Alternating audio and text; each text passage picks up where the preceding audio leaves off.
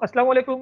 हम इस वक्त मौजूद हैं वेबिनार इंटरनेशनल में और यूनिवर्सिटी टाइम यकीनन प्रोग्राम हमारा, और हम इस वक्त मौजूद हैं अपने प्लेटफॉर्म पे, और हमारे साथ यहाँ पर मौजूद है professor doctor meritorious, dean of faculty, acting vice chancellor और शहीद जुल्फ़िकार अली भुट्टो लॉ यूनिवर्सिटी से डॉक्टर रुखसार अहमद साहब हमारे दरमियान मौजूद है। आप मुतअद्दिद किताबों के मुसन्निफ हैं, और साथ हमारे मौजूद हैं इस वक्त सर मोहम्मद सलीम, आप एक्सलेंसी एम्बेसडर हैं तंजानिया के ईस्ट अफ्रीका के। यकीनन हम पहले गुफ्तगू का आगाज़ सर की जानिब बढ़ेंगे, डॉक्टर रुखसार अहमद की जानिब। सर, हम क्योंकि आप HEC से रिसोर्स पर्सन भी हैं, उनके मेंबर भी हैं, हम ये मालूम करना चाहेंगे कि जो कोलैबोरेशन होती है मुख्तलिफ यूनिवर्सिटियों की, और उसका एक तरीक़ेकार होता है, इस वक्त आपने क्या सोचा है कि किस तरीके से कोलैबोरेशन हो? क्योंकि बहुत सारी ये बातें सामने आ रही हैं जी, MOU साइन हो जाता है या फिर यूनिवर्सिटियों के तबादले भी आपस में हो जाते हैं, मुख्तलिफ बाहमी रवाबित भी कायम हो जाते हैं, लेकिन वो फ्रूटफुल नहीं हो पाते, वो फिर याददाश्त पे साइन ही होते रहते हैं। इस बारे में आपकी क्या राय है? सबसे पहले तो मैं अस्सलाम वालेकुम शाकिर अली साहब, आपको भी और हमारे जो एम्बेसडर तंजानिया हिज एक्सेलेंसी उनको भी, और मैं आपका शुक्रिया अदा करता हूं कि आपने मुझे इनवाइट किया इस प्रोग्राम में, और मैं आपके प्लेटफॉर्म से तंजानिया के जो एम्बेसडर हैं उनको वेलकम करता हूं। आपका क्वेश्चन जो है कि कोलैबोरेशन के हवाले से, वो ये है कि पाकिस्तान की जो यूनिवर्सिटीज़ हैं वो दुनिया की दूसरी यूनिवर्सिटीज़ के साथ एक memorandum of understanding MOU sign करती हैं, जिसमें कि नॉर्मली होता ये है कि दोनों ममालिक की यूनिवर्सिटीज़ एक ऐसा एक लेटर या ख़त कह लें या एक मेमोरेंडम है, इस किस्म को, ये कोई एग्रीमेंट नहीं है, ये कोई किसी किस्म का कॉन्ट्रैक्ट नहीं है, ये सिर्फ एक दूसरे के साथ एक मेमोरेंडम ऑफ अंडरस्टैंडिंग, जैसे कि नाम से ही वाजे हो रहा है कि एक दूसरे ने अपनी अपनी याददाश्त जो हैं वो उसमें कलमबंद कर दी, कि ताकि एक दूसरे को याद रहे कि हमने क्या बात की है। उसमें नॉर्मली 3 एरियाज को डिस्कस किया जाता है। एक होता है स्टूडेंट एक्सचेंज प्रोग्राम, यानी फर्ज कर लें कि तंजानिया की यूनिवर्सिटी जो है वो पाकिस्तान की यूनिवर्सिटी के साथ अपने स्टूडेंट एक्सचेंज करेगी, या तो पाकिस्तान के स्टूडेंट वहां चले जाएंगे महीने के लिए, 2 महीने के लिए, 6 महीने के लिए, सेमेस्टर के लिए, या पूरे प्रोग्राम के लिए, नंबर 1। इसी तरह से वाइस वर्सा, वहां के स्टूडेंट्स आएंगे और पाकिस्तान में आके इसी तरह से करेंगे। नंबर 2, फैकल्टी एक्सचेंज, यानी टीचर का तबादला। हमारे टीचर वहां जाएं, 2, 4, 6 महीने पढ़ा कर आ जाएं, वहां के टीचर आ जाएं और एज ए गेस्ट टीचर के तौर पर वो आए। और तीसरी चीज होती है रिसर्च कोलैबोरेशन या रिसर्च एक्सचेंज, जिसमें ये होता है कि हमारे जो यूनिवर्सिटीज के जो रिसर्चर हैं वो स्टूडेंट भी होते हैं, वो हमारी फैकल्टी भी होती है, और वो आपस में मिलके कोई एक रिसर्च कर रहे होते हैं। तो बस ये 3 तरह की चीजें होती हैं जिसके लिए MOU साइन होता है। बहुत शुक्रिया डॉक्टर रुखसार अहमद साहब। हम यकीनन अपने हिज एक्सीलेंसी हमारे दरमियान मौजूद है, और यकीनन हम गुफ्तगू भी कर रहे हैं आपसे, और अच्छे अंदाज से तंजानिया से हमें ज्वाइन किया सर मोहम्मद सलीम ने। सर, हम ये एक चीज़ मालूम करना चाहेंगे कि जो आपके यहाँ बहुत सारे लोग आ रहे हैं, जा रहे हैं, ख़ासकर यूनिवर्सिटियों की तरफ से, वहाँ पर किस तरह तबादला ख्याल होता है, किस तरह बाहमी रवाबित होते हैं यूनिवर्सिटियों के साथ, और किस तरह यूनिवर्सिटियों के साथ आप लोग भी रब्ता करते हैं? बिस्मिल्लाहिर्रहमानिर्रहीम। जनाब शाकिर अली साहब और प्रोफेसर डॉक्टर अफसर अहमद साहब, अस्सलाम वालेकुम।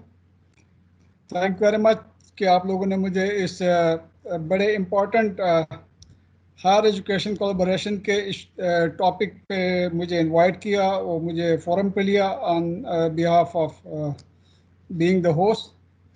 देखें, ये तंजानिया जो है ये ईस्ट अफ्रीका में है।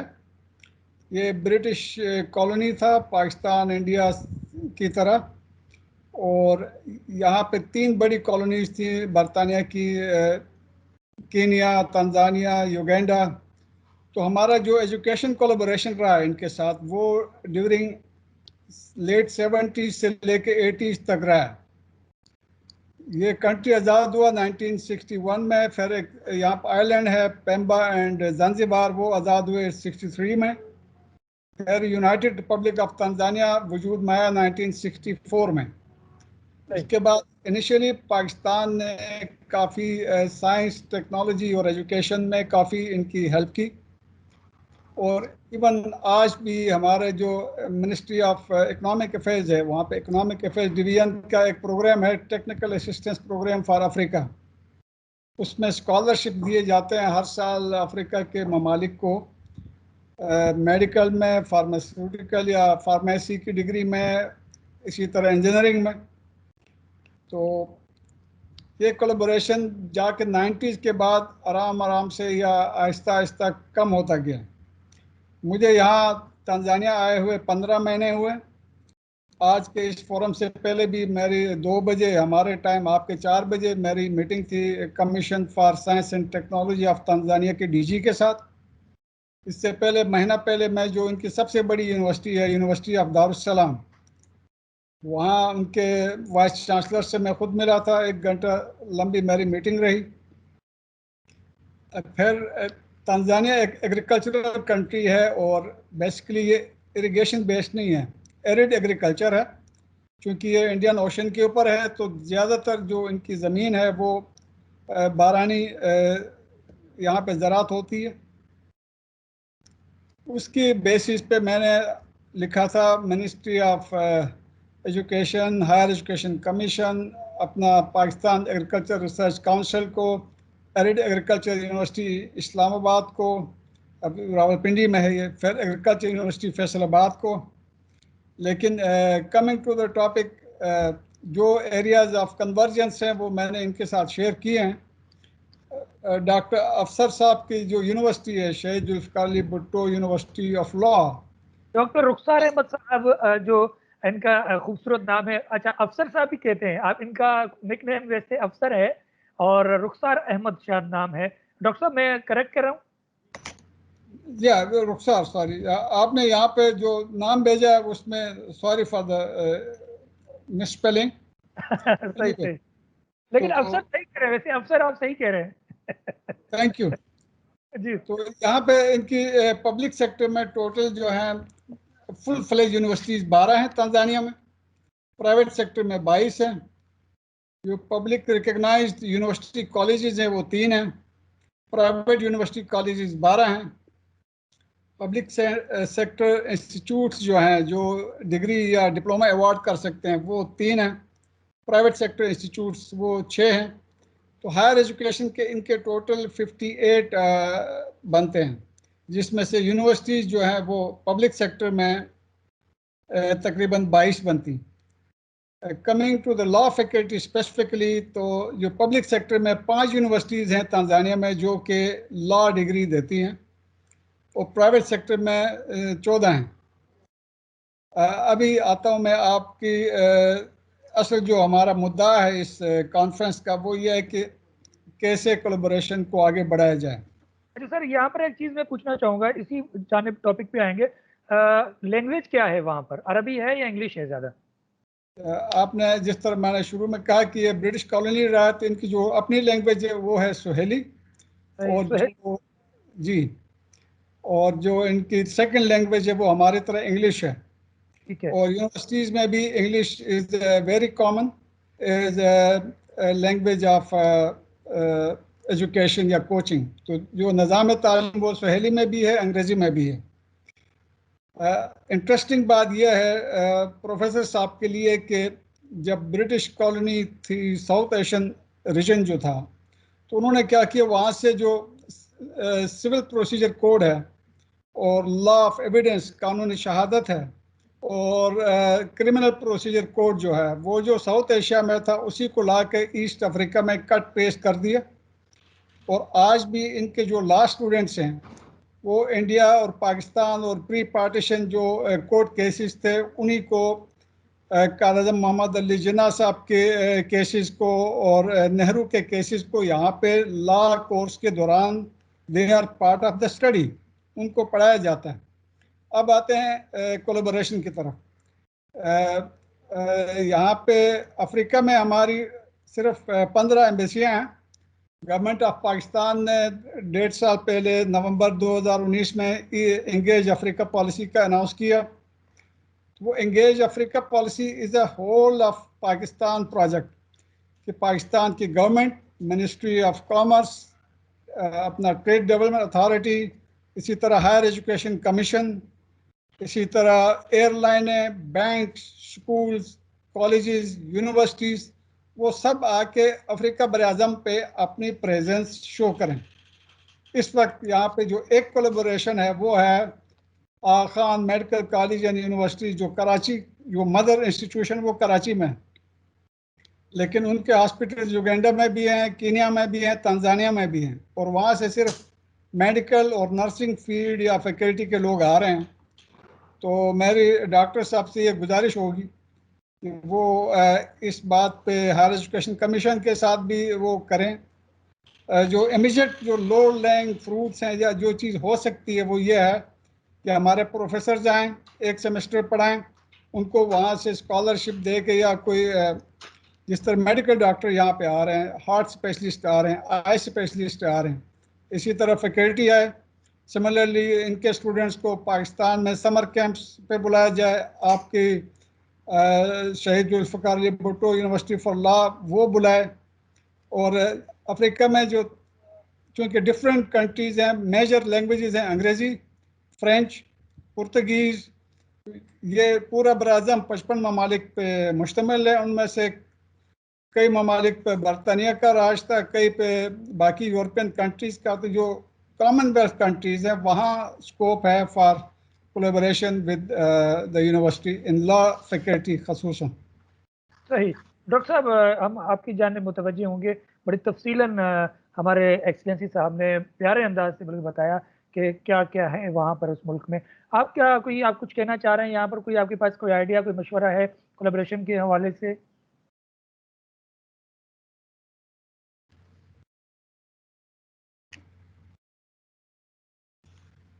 जी बिल्कुल। मैं जो अभी बात इन्होंने की है कि तंजानिया चूंकि ब्रिटिश कॉलोनी रहा है हमारे पाकिस्तान और इंडिया की तरह, तो बात यह है, मोहम्मद सलीम साहब ने भी इस बात की को बताया कि जो ब्रिटिश कॉलोनी होती हैं उनमें normally English as a second language वहाँ बोली जाती है, जैसे पाकिस्तान और इंडिया में।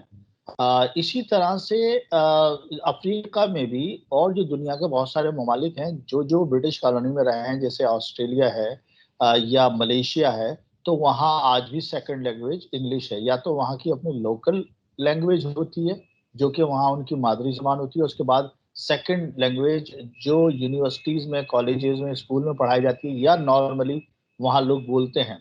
तो होता ये है। अच्छा, इसके अलावा जैसे अभी इन्होंने फरमाया कि फ्रेंच फ्रेंच कॉलोनी भी बहुत सारी रही हैं वहाँ। जैसे अभी बात हो रही थी हमारी इथोपिया से, तो वहाँ फ्रेंच चूंकि वो कॉलोनी रहा तो वहाँ फ्रेंच जबान बोलते हैं। कुछ डच अगर रहे हैं, जर्मन, तो वहाँ डच जबान का वो है।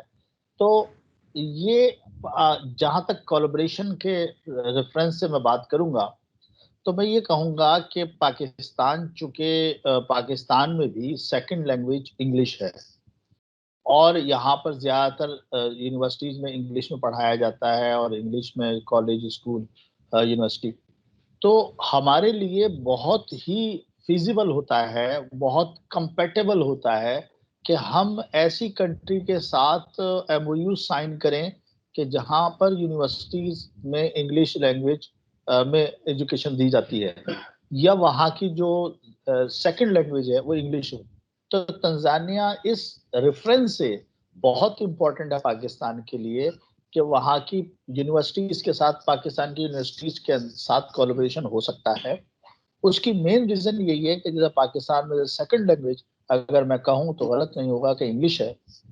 चूंकि लोकल जबान उर्दू है तो पहले नंबर पर तो उर्दू ही है पाकिस्तान में, लेकिन दूसरे नंबर पर वो इंग्लिश है। तो अब हमें, हमारे लिए तो बड़ा आसान हो जाएगा। सेम मैं समझता हूँ कि as far as the education and higher education is concerned, तो there is no difference between Tanzania Pakistan in respect of education, जो वो मीडियम है या एजुकेशन का जो लैंग्वेज है उसके हवाले से। तो मैं समझता हूँ कि अगर कुछ यूनिवर्सिटीज के साथ पाकिस्तानी यूनिवर्सिटीज जो हैं वो तंजानिया यूनिवर्सिटीज के साथ बातचीत करें, तो जैसे लॉ का बताया सलीम साहब ने कि 6 यूनिवर्सिटीज में जो गवर्नमेंट सेक्टर यूनिवर्सिटी है उसमें लॉ है पढ़ाया जा रहा। अच्छा, फिर दूसरी बात, बड़ी जबरदस्त बात की कि जैसे लॉ ऑफ एविडेंस है या क्रिमिनल लॉ है, वो एज इट इज वही है जो पाकिस्तान में। अच्छा, पाकिस्तान में भी जो लॉ चल रहे हैं वो थोड़े से थोड़ा बहुत चेंजेस के साथ वो ब्रिटिश लॉ ही चल रहे हैं, जो कि ग्रेट ब्रिटेन के दौर पे ही थे यहाँ पर। और अभी अगर कुछ चेंजेस आए भी हैं तो वो डिफरेंट और दूसरे लॉ में, और वो एडवांसमेंट तो होती रहती है, एडवांसमेंट में यकीनन यूके में भी हुई होगी। तो इस हवाले से मैं समझता हूँ कि पाकिस्तान के लिए एज वेल एज तंजानिया के लिए एक अच्छे प्रोस्पेक्ट्स हैं कि हम आपस में। सही। अच्छा, यहाँ पर बिल्कुल हम सर की जाने मुतवज्जे होंगे। सर, हम आपकी तरफ मुतवज्जे हैं इस वक्त।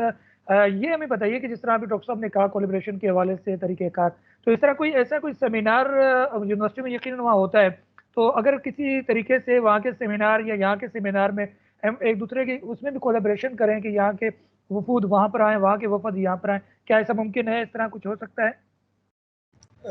बिल्कुल, बहुत अच्छा सवाल है। देखें, बात यह है कि नॉर्थ अमेरिका, वेस्टर्न यूरोप और कई even developing countries in Asia, Asia के अंदर कई मुल्कों ने हायर एजुकेशन को, आला तालीम को एक इंडस्ट्रियल प्रोडक्ट बनाया, और उनकी जो इनकम है बाय होस्टिंग फॉरेन स्टूडेंट्स, वो उनके कई एक्सपोर्ट प्रोडक्ट्स की इनकम से ज़्यादा है।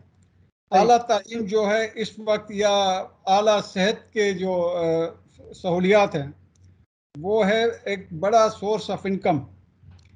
पाकिस्तान के जो हायर एजुकेशन इंस्टीट्यूशंस हैं, उन्होंने अपने आप को as a source of income market नहीं किया बाहर।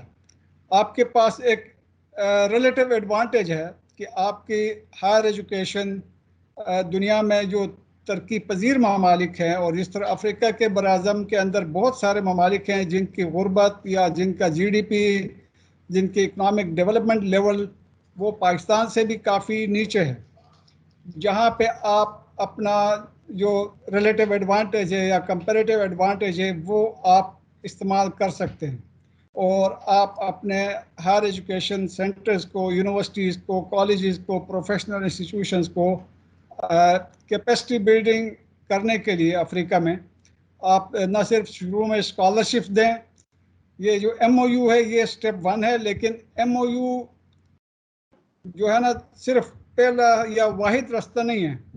MOU साइन होने से पहले भी जो आसान काम है वो एक यूनिवर्सिटी प्रोफेसर आए कि भाई मैंने यहाँ इंटर्नशिप करना है, यहाँ से 2 स्टूडेंट्स को आप बुला लें।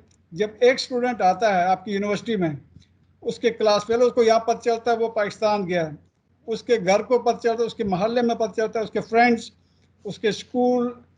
जस्ट होस्टिंग 1 स्टूडेंट जो है आपके इंस्टीट्यूशन की मार्केटिंग होती है कि यार यही कोर्स पाकिस्तान में कम पैसों में हो सकता है। मैं डिप्लोमेटिक नाम में हम किसी दूसरे मुल्क का ख़ास करके नाम नहीं लेते, तीसरे मुल्क का, लेकिन यह है कि एशिया के अंदर कई ममालिक ऐसे हैं जो कि बराज़म अफ्रीका से बशमूल तंजानिया से स्टूडेंट्स को सैकड़ों के नहीं हज़ारों की तादाद में सालाना स्टूडेंट जा रहा है, और पाकिस्तान के तमाम हायर एजुकेशन सेंटर्स ने बशमूल प्रोफेसर साहब की यूनिवर्सिटी के, उन्होंने अपनी मार्केटिंग अफ्रीका में नहीं की, और खुसूसन ये आसानी होगी इंग्लिश स्पीकिंग कंट्रीज जो अफ्रीका में हैं, वो ज़्यादा पैसा खर्च करके दूसरे ममालिक जाके वही डिग्रियां लेते हैं जो कि पाकिस्तान से भी मिल सकती हैं और रिकगनाइजेबल हैं, वो US में या यूरोप में या किसी और मुल्क में, कि हाँ जी आपने पाकिस्तान में कहाँ से जो भी डिग्री की है वो हमारे उसके ऊपर दिया हुआ हायर एजुकेशन वेबसाइट पे दी हुई कौन से हमारे रिकगनाइज्ड इंस्टीट्यूशन है, और वो डिग्री बाहर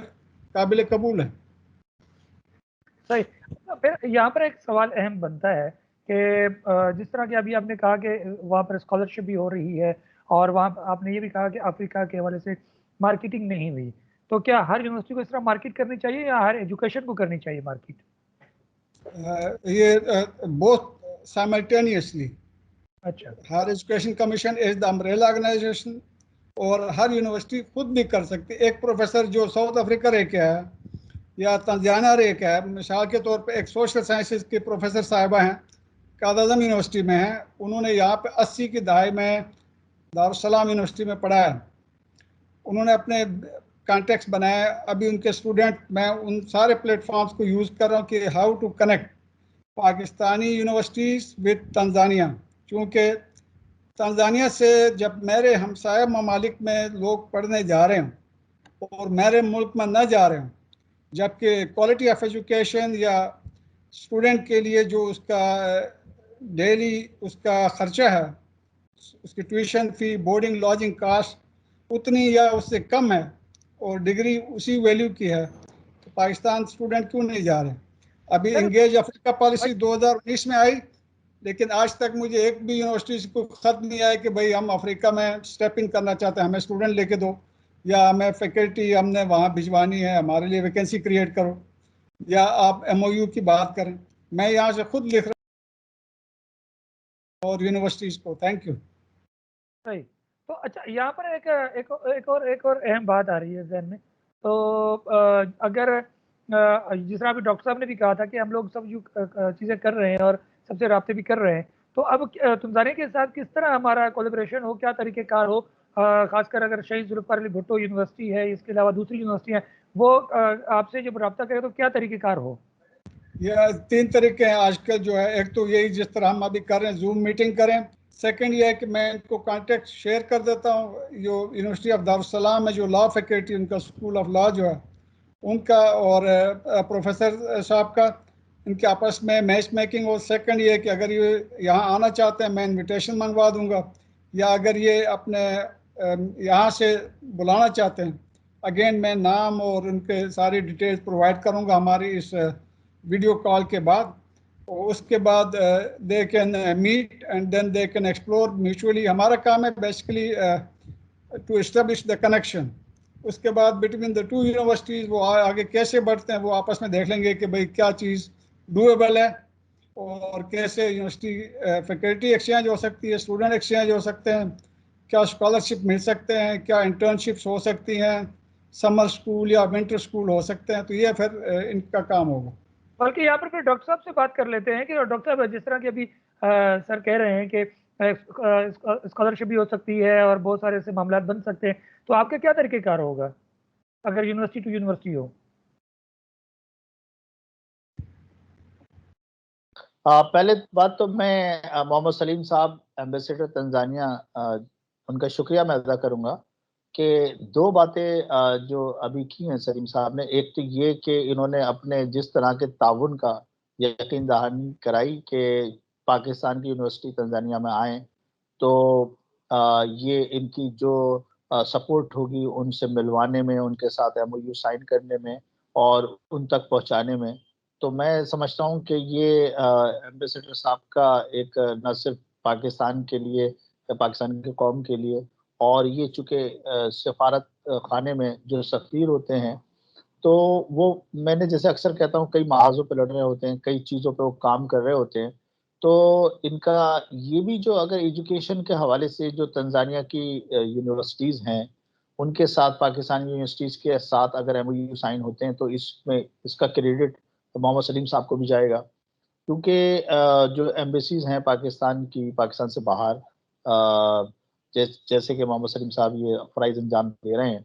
अब यहाँ पाकिस्तान के लोगों को नहीं पता था कि ये भी एक मार्केट है, स्पेशली यूनिवर्सिटीज़ के लिए।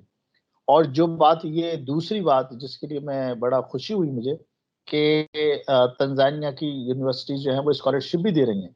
तो हमारे बच्चे जो हैं पाकिस्तान से बाहर पढ़ने जाते हैं, तो उनको एक तो अपॉर्च्युनिटीज़ बाहर बहुत कम ममालिक में नज़र आती हैं, और स्पेशली स्कॉलरशिप के साथ।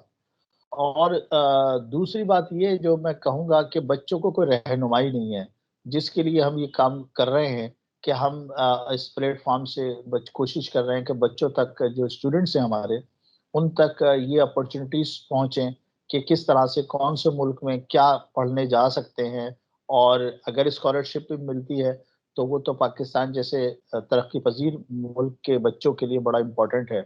लेकिन साथ ही साथ मैं ये भी कहूँगा कि तंजानिया के भी यूनिवर्सिटी और वहाँ के जो बच्चे हैं, स्टूडेंट्स हैं, उनको बहुत अच्छा मौका मिलेगा, क्योंकि जब स्टूडेंट एक्सचेंज है, फैकल्टी एक्सचेंज है और रिसर्च एक्सचेंज है, तो उसमें वहाँ के भी स्टूडेंट्स को पाकिस्तान में बहुत लर्निंग के मौके मिलेंगे। और बहुत सारी यूनिवर्सिटीज ऐसी हैं जो स्पेशलाइजेशन रखती हैं हमारे मुल्क में। जैसे अब तो हमारे मुल्क में मेडिकल की यूनिवर्सिटी है, तो मेडिकल जैसे डाउ मेडिकल यूनिवर्सिटी है, जिना मेडिकल यूनिवर्सिटी है।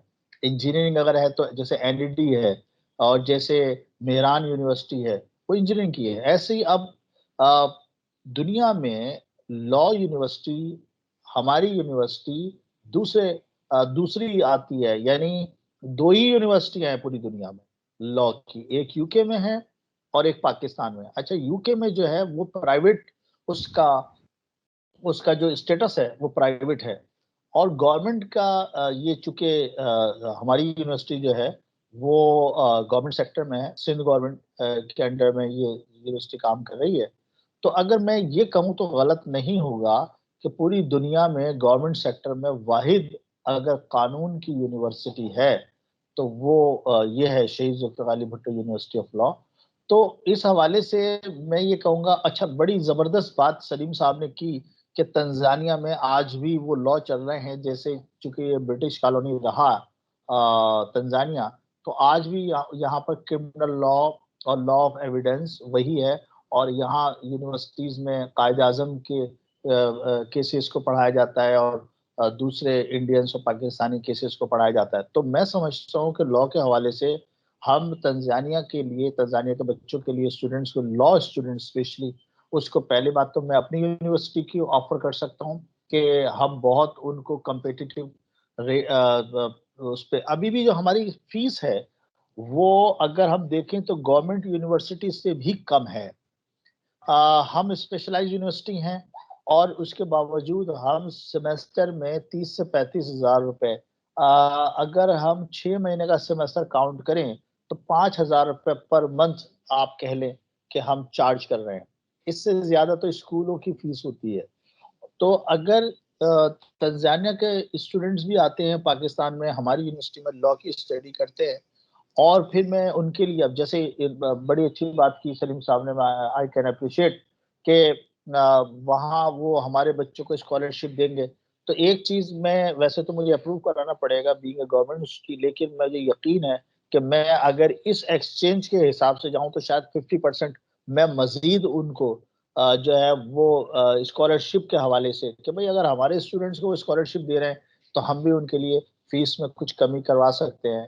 क्या अगर हमारे मुल्क में बाहर से बच्चे आ रहे हैं पढ़ने के लिए, तो ये चीज हो सकती है। बहुत ज़बरदस्त। सर मुफ्ती साहब, हम आपकी जानिब मुतवज्जे हैं। इस वक्त जो डॉक्टर साहब ने बात की है, इससे आपको जो अंदाज़ा हो, यकीन हम चाहेंगे वो सुनना कि आप समझ रहे हैं कि जिस तरह आप लोग स्कॉलरशिप दे रहे हैं वहाँ, तो डॉक्टर साहब भी यहाँ से स्कॉलरशिप दे रहे हैं हमें।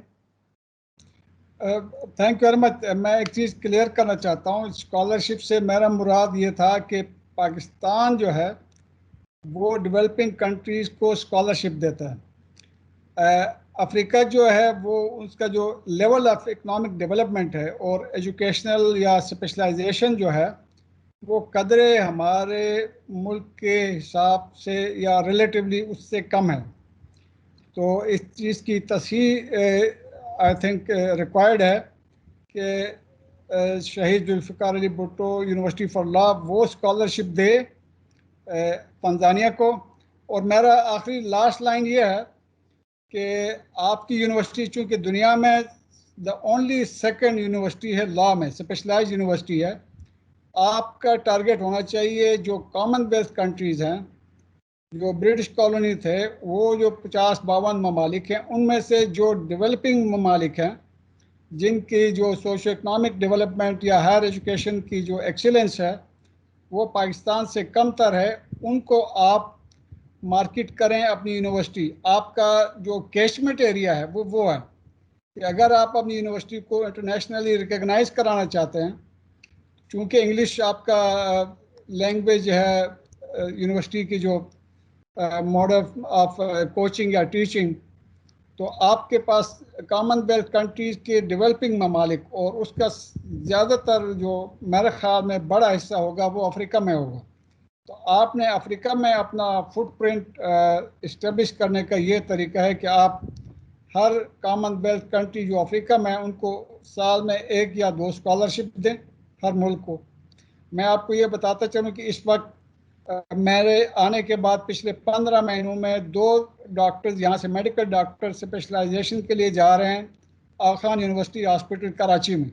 इसी तरह कॉमसेट से कॉमन ये है commission for science and technology in the south, ये भी डेवलपिंग कंट्रीज़ का एक फोरम है जिसमें एशिया और अफ्रीका और लैटिन अमेरिका के जो डेवलपिंग वर्ल्ड है उनका ये साउथ साउथ कोऑपरेशन के अंडर आता है। उन्होंने 3 स्कॉलरशिप दिए हैं, एक commission for science and technology in the south, इनका कॉमसेट्स यूनिवर्सिटी इस्लामाबाद में। उन्होंने, मैंने लास्ट ईयर अप्रैल में इनको लिखा था, तो अभी 3 स्कॉलरशिप मिले हैं तंजानियन स्टूडेंट्स को कि वो कॉमसेट यूनिवर्सिटी पाकिस्तान जाके अपनी 4 साल की डिग्री प्रोग्राम करें।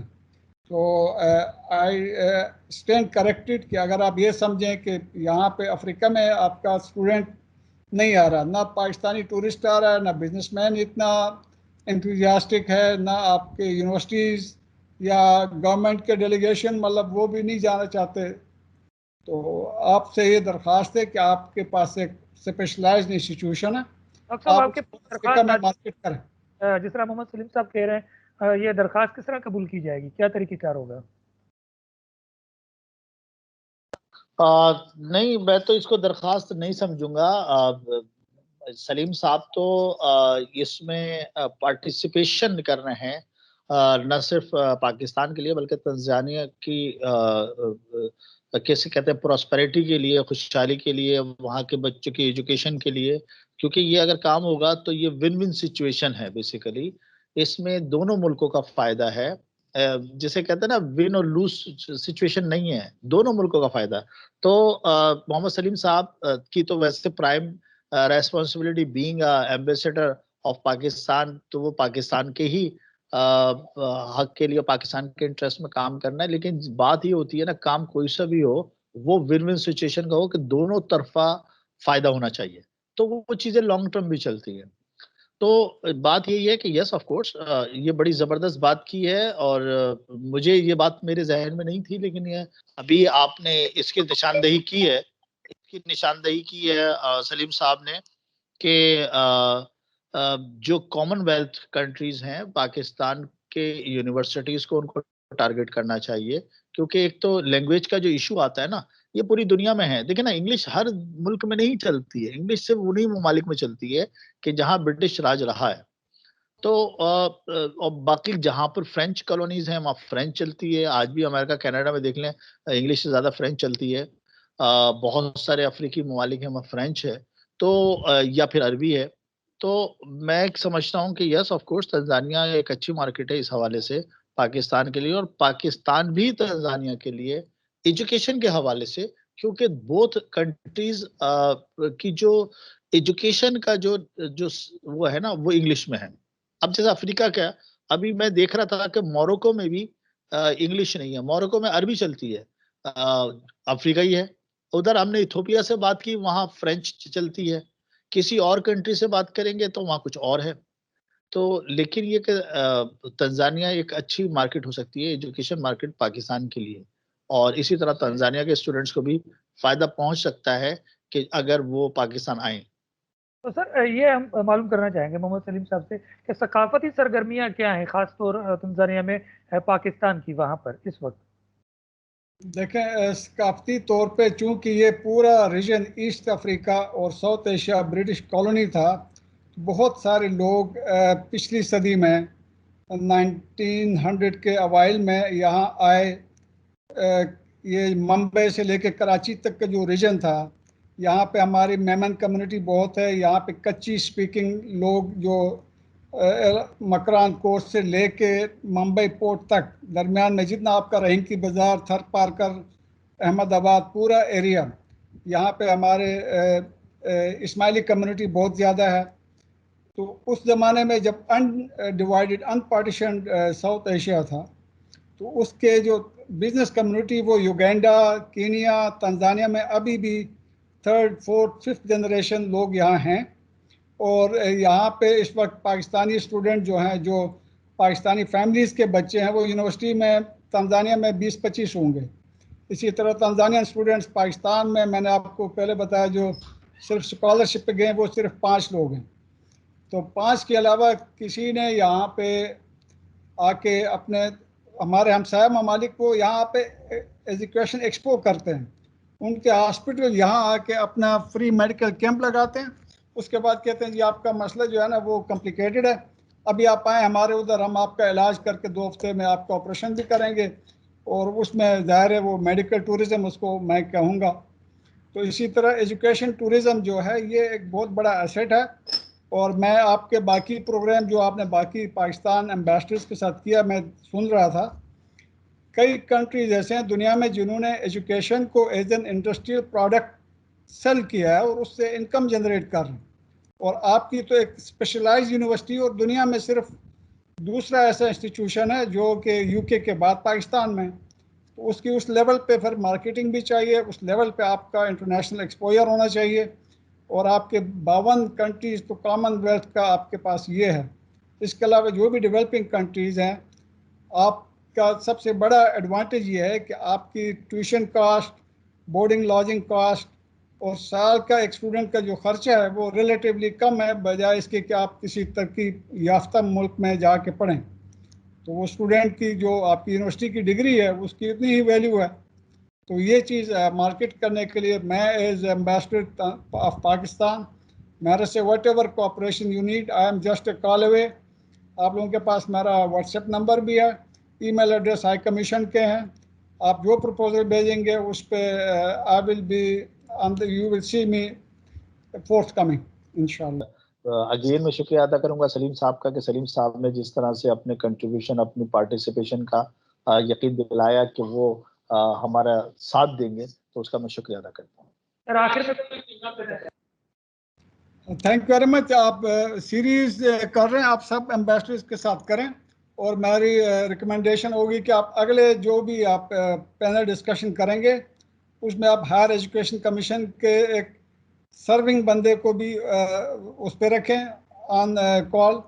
और इसी तरह एक एक यूनिवर्सिटी और एड ऑन करें, एक पब्लिक सेक्टर से, एक प्राइवेट सेक्टर से, ताकि ये मैसेज, हमारे पास ये टाइम नहीं है कि पहले हम इस एक यूनिवर्सिटी के साथ करें फिर एक और साल, कई साल या कई सेमेस्टर लग जाएंगे एकेडमिक ज़बान में। तो अगर हम आप एक एक पब्लिक सेक्टर, एक प्राइवेट सेक्टर और एक गवर्नमेंट सेक्टर का बंदा 3-4 साथ हों, मैसेज जो है बेसिकली हमने मार्केटिंग करनी है। और ये बात हमने पाकिस्तान के तमाम हायर एजुकेशन इंस्टीट्यूशंस को बैक वक्त बावर कराना है कि भाई आपके पास ये पूरी दुनिया की जो स्टूडेंट मार्केट है वो आप उसमें से अपना शेयर नहीं ले रहे। सही। डॉक्टर साहब आखिर में कुछ कहना चाहेंगे?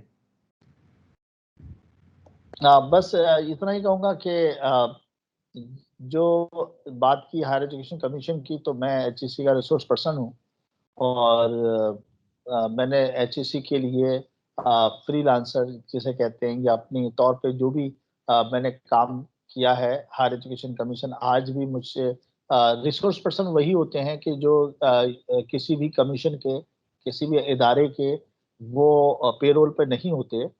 वो पेरोल पे तो कहीं और होते हैं, जैसे मैं यूनिवर्सिटी में हूँ यहाँ पर। लेकिन ये कि जब जब कभी हायर एजुकेशन कमीशन को एक्सपर्टीज की जरूरत होती है तो वो मुझे बुलाते हैं। मैं उनके करिकुलम कमेटी में भी होता हूँ। मैं उनके अभी पोस्ट डॉक्टरेट के लिए उन्होंने लॉ के लिए 3 लोगों को बाहर भेजा था, तो उसकी उन्होंने मेरे पास उसकी एग्जाम असिस्मेंट के लिए मेरे पास भेजा था, वो मैंने किया।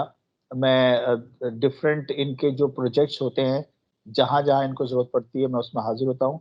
अभी हमने कुछ अरसा पहले, कोई 8 से 10 साल पहले, सलीम साहब को याद होगा कि हमने एक हायर एजुकेशन कमीशन ने एक असाइनमेंट या एक प्रोजेक्ट कर लें वो शुरू किया था कि कॉलेजेस को यूनिवर्सिटी का दर्जा दिया जाए। तो उसमें मैंने बड़ा काम किया है। तो बहरहाल मेरी भी खिदमत रही हैं। तो बहरहाल बहुत बहुत शुक्रिया आपकी इस सजेशन का। बहुत शुक्रिया Mohammad Saleem, ambassador Tanzania state Africa, बहुत आपका शुक्रिया कि आपने ईस्ट अफ्रीका से बैठ के हमारे साथ गुफ्तगू की और मुफीद मालूमात हमें फराहम की, क्योंकि पूरी दुनिया तो स्टेट ही है, लेकिन अगर देखा जाए तो मुल्कों के हिसाब से अपनी अपनी जगह पर स्टेट है। और आपने जो मुफीद मालूमात दी है, यकीनन वो हम अपने जो साहिबान हैं उन तक ये पहुँचाएँगे। और डॉक्टर साहब आपका बेहद शुक्रिया, आपने भी हमें वक्त दिया और मुफीद मालूमात फराहम की। वेबिनार से शाकिर अली को दीजिए इजाज़त, फ़ी अमानिल्लाह। थैंक यू, अल्लाह हाफिज़, थैंक यू, अस्सलाम वालेकुम।